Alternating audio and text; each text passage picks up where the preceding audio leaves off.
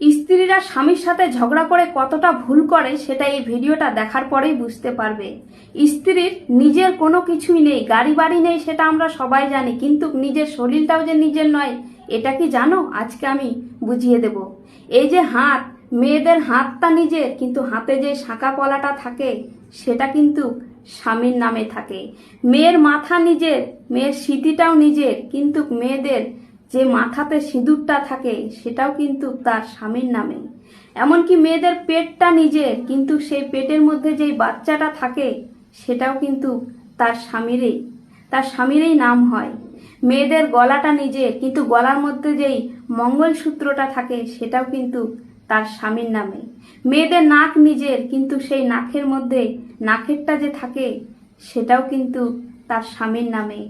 যাদের স্বামী নেই তারা কিন্তু নাকে পড়তে হয় না, সেটা শাস্ত্রে লেখা আছে। মেয়েদের কান যে কানের পরে সেটাও কিন্তু স্বামী থাকলেই কানের নাকের পড়তে হয়, না হলে কিন্তু পড়তে হয় না। অর্থাৎ মেয়েরা যে সাজগোজ করে সে তার সব কিছুর অধিকার স্বামীর। এমন তো এমন মেয়েদের যে টাইটেলটা থাকে সেটাও কিন্তু বিয়ের পরে তার স্বামীদের টাইটেলে কিন্তু টাইটেল দিতে হয়। যেটা কুমারী বেলায় টাইটেল থাকে সেই টাইটেলটা বাদ দিয়ে বিয়ে হওয়ার পরে স্বামীর টাইটেলে টাইটেল হয়। তাই নিজের কোনো কিছুই নেই মেয়েদের, তাই অহংকার না করে